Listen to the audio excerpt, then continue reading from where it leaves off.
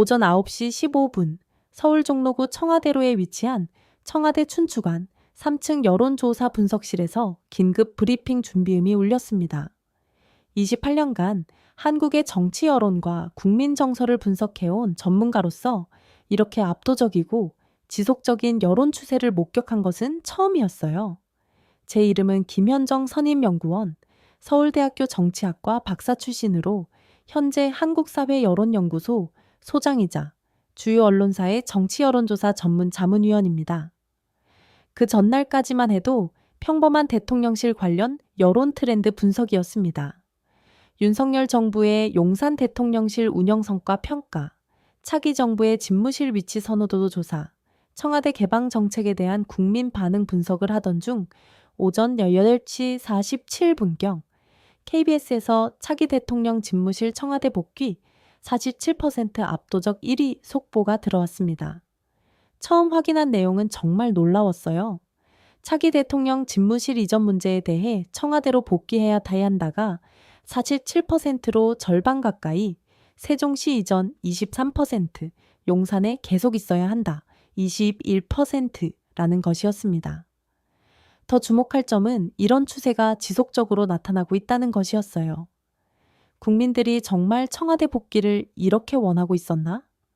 제가 혼잣말을 하며 급히 각 언론사와 여론조사 기관들의 최근 6개월간의 관련 데이터를 요청했습니다. 동시에 정치권과 청와대 관련 전문가들에게 즉시 현황 분석을 지시했어요. 오전 11시 더욱 놀라운 데이터들이 쏟아져 나오기 시작했습니다. JTBC 조사에서도 47%가 청와대 복귀를 선호했고, 미디어 토마토 조사에서는 47.3%가 청와대를 1위로 선택했어요. 가장 충격적이었던 것은 출구조사 결과였습니다. 지상파 방송 3사 KBS, MBC, SBS 합동 출구조사에서 다음 대통령이 어디서 일해야 하는가라는 물음에 응답자의 58.2%가 청와대를 선택했다는 것이었어요. 용산 대통령실은 15.4%에 불과했습니다. 이는 4배에 가까운 압도적 차이였습니다. 오후 2시, 김주애 대통령이 청와대 본관에서 국민 여론을 심각하게 받아들이고 있다는 입장을 밝혔다는 소식을 들었습니다. 저는 정치 여론 전문가로서 이 역사적인 순간의 의미를 분석하게 되었어요. 여러분, 우리는 지금 대한민국 정치사상 매우 특별한 현상을 목격하고 있습니다. 제가 긴급 기자간담회에서 첫 마디를 꺼냈어요. 28년간 여론조사를 분석해온 경험으로는 이렇게 지속적이고 압도적인 여론 추세는 매우 드문 일입니다. 그리고 가장 중요한 분석 결과를 발표했습니다. 지난 6개월간 실시된 모든 주요 여론조사에서 청와대 복귀에 대한 선호도가 일관되게 45% 이상을 유지하고 있습니다. 이는 단순한 일시적 여론이 아니라 확고한 국민적 의사로 봐야 합니다. 가장 흥미로운 분석은 정당 지지도와 무관한 현상이라는 점이었어요. 더불어민주당 지지층에서는 60%가 넘는 압도적 지지를 보였지만 놀랍게도 국민의힘 지지층에서도 30% 이상이 청와대 복귀를 선호했습니다. 최상목 현 경제부총리가 구체적인 여론 분석을 설명했어요. 가장 주목할 점은 중도층의 반응입니다. 정치적으로 중립적인 성향의 국민들 50.11%가 청와대 복귀를 선호한다고 답했습니다. 또한 지역별로 봐도 서울 358%, 경기 356%, 충청 405% 등 수도권과 중부권에서 일관되게 청와대 복귀에 대한 선호가 높게 나타나고 있습니다.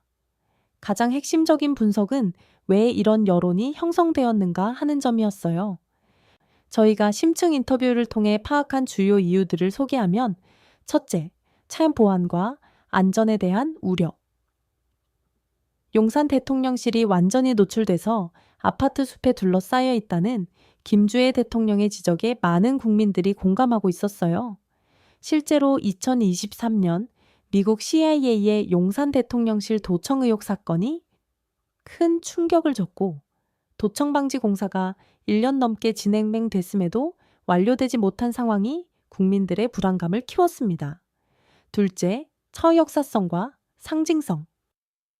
70여 년간 대한민국 대통령의 집무실 역할을 해온 청와대의 전통과 권위에 대한 국민적 애착이 여전히 강했어요. 특히 12.2한배 비상계엄 사태의 상징이자 윤 전 대통령 무속 논란의 상징이라는 용산 대통령실에 대한 부정적 인식이 청와대 복귀 여론을 더욱 강화시켰습니다. 셋째, 비용 효율성. 용산 이전에 들어간 총 1조 원이 넘는 비용에 비해 청와대 복귀는 259억 원, 용산 이전비의 69% 수준으로 훨씬 경제적이라는 점도 큰 영향을 미쳤어요. 6시간 후 여론조사 결과가 정치권에 미친 영향이 나타나기 시작했습니다. 저는 실시간으로 각 정당의 반응을 모니터링했어요. 더불어민주당에서는 이재명 대표가 국민의 뜻을 겸허히 받아들여야 한다며 청와대 복귀를 적극 지지한다고 발표했습니다. 특히 민주당 지지층의 63.2%가 청와대 복귀를 선택한 것을 근거로 들었어요. 국민의힘에서는 복잡한 반응을 보였습니다. 용산 대통령실을 선호하는 당내 의견 52.3%과 청와대 복귀를 원하는 국민 여론 사이에서 고민하는 모습이었어요. 3일 후 김주애 대통령이 직접 나서서 국민의 목소리를 듣겠다는 입장을 밝혔습니다. 청와대 본관 접견실에서 가진 기자간담회에서였어요. 여론조사 결과를 심각하게 받아들이고 있습니다. 김주애 대통령의 첫마디가 정치권을 긴장시켰어요. 국민 절반 이상이 청와대 복귀를 원한다는 것은 단순한 선호가 아니라 명확한 민의로 받아들여야 합니다. 가장 주목받은 발언은 역사와 전통, 그리고 실용성을 종합적으로 고려할 때라는 부분이었어요. 이는 청와대 복귀에 대한 긍정적 검토 의지를 시사하는 것으로 해석되었습니다. 강유정 대변인이 구체적인 계획을 설명했습니다. 청와대 복귀 관련 예비비는 총 259억 원으로 용산 이전 관련 예비비인 378억 원의 69%인 109억 원을 줄였습니다. 일주일 후 가장 극적인 변화가 나타났습니다. 청와대 관람객이 급증하기 시작한 것이었어요. 청와대 관람 막채 올라타려는 국민들이 몰려들면서 하루 관람객이 2만 명을 넘어섰습니다. 평소 5,000명 수준이었던 것에 비하면 4배나 증가한 것이었어요. 가장 인상적이었던 것은 관람객들의 반응이었습니다. 67세 박순자 할머니는 청와대가 다시 대통령님 집무실이 되면 좋겠어요. 여기가 진짜 우리나라 중심 같은 느낌이에요. 라며 소감을 밝혔어요. 28세 직장인 이민호 씨도 용산 대통령실은 뭔가 어색했는데 역시 청와대가 대통령께서 일하실 곳인 것 같아요. 라고 말했습니다. 2주일 후 국제사회의 반응도 주목할 만했습니다. 외교계에서는 청와대 복귀가 한국의 정치적 안정성에 미칠 영향을 분석하기 시작했어요. 미국 국무부는 한국의 내정에 관한 것이지만 안정적인 정부 운영이 중요하다는 원칙적 입장을 밝혔습니다. 하지만 실무진들은 청와대 복귀가 한미 정상회담 등 외교 의전에 미칠 영향을 검토하고 있었어요. 중국은 더욱 적극적인 반응을 보였습니다. 왕이 외교부장이 청와대는 중한 외교의 역사적 무대라며 양국 정상이 다시 청와대에서 만나기를 기대한다고 말했어요. 일본도 청와대의 역사성을 존중한다며 한일 관계 발전을 위해 어느 곳에서든 협력하겠다는 입장을 밝혔습니다. 1개월 후 여론조사 전문가들 사이에서도 이례적인 평가가 나오기 시작했습니다. 한국갤럽의 박무익 전무는 30년간 여론조사를 해오면서 이렇게 일관되고 압도적인 여론을 본 적이 드물다고 평가했어요. 리얼미터의 이택수 대표도 보통 정치적 사안은 진영 논리에 따라 여론이 갈리는데 청와대 복귀는 정파를 초월한 국민적 합의에 가깝다고 분석했습니다. 가장 흥미로운 분석은 세대별 차이였어요. 20, 30대 젊은 층에서는 20%가 청와대 복귀를 선호한 반면 60대 이상에서는 61%로 더 높았습니다. 이는 청와대의 역사성에 대한 세대 간 공감대가 형성되어 있음을 보여주는 것이었어요. 3개월 후 정치권의 움직임도 본격화되었습니다. 여야를 막론하고 청와대 복귀에 대한 긍정적 검토에 들어간 것이었어요. 더불어민주당은 청와대 복귀 추진위원회를 구성했습니다. 위원장을 맡은 이낙연 전 대표는 국민의 뜻이 이렇게 명확한데 정치권이 외면할 수 없다며 적극적 추진 의지를 밝혔어요. 국민의힘도 당론을 수정하기 시작했습니다. 한동훈 대표는 용산 대통령실의 의미도 있지만 국민 여론을 무시할 수는 없다며 당내 논의를 거쳐 입장을 정리하겠다고 말했어요. 개혁신당 이준석 대표는 더욱 적극적이었습니다. 청와대는 대한민국 대통령의 역사적 직무 공간이다. 개인적 선호로 바꿀 대상이 아니다. 라며 청와대 복귀를 강력 지지한다고 선언했어요. 6개월 후 가장 주목받은 변화는 김주애 대통령의 입장 변화였습니다. 처음에는 신중한 검토 입장이었지만 점차 청와대 복귀에 대한 긍정적 의지를 드러내기 시작한 것이었어요. 국정현안점검회의에서 김주애 대통령은 국민의 뜻이 이렇게 명확하고 지속적으로 나타나는 것을 무시할 수 없다고 말했습니다. 청와대는 단순한 건물이 아니라 대한민국 대통령제의 상징이자 70년 역사의 산증인이다. 라고도 덧붙였어요.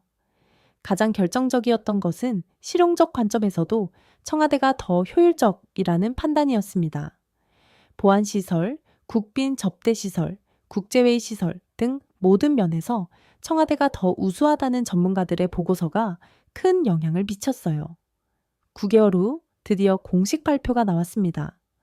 김주애 대통령이 청와대 본관 대통령 집무실에서 청와대 복귀 결정을 공식 선언한 것이었어요. 국민 여론과 실용적 검토를 종합한 결과 청와대로 복귀하기로 결정했습니다. 김주애 대통령의 발표에 청와대 춘추관이 웅성거렸어요. 이는 개인적 선호가 아니라 국민의 뜻을 따르는 것입니다. 구체적인 일정도 발표되었습니다. 오는 12월부터 청와대 복귀 작업을 시작해서 내년 3월까지 완료할 예정입니다. 용산 대통령실은 세종 집무실과 함께 대통령 업무를 보조하는 역할을 하게 됩니다. 가장 상징적인 발언은 마지막 부분이었어요. 청와대는 대한민국 대통령제의 역사와 전통이 살아 숨쉬는 공간입니다. 이곳에서 국민과 더 가까이, 더 소통하며 국정을 운영하겠습니다. 1년 후 청와대 복귀 작업이 완료되었습니다.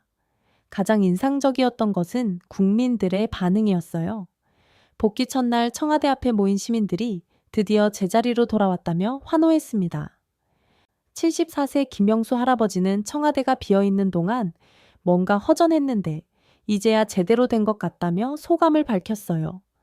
32세 주부 이지은 씨도 아이들한테 저기가 대통령님이 일하시는 곳이야 라고 말할 수 있게 되어서 좋다고 말했습니다.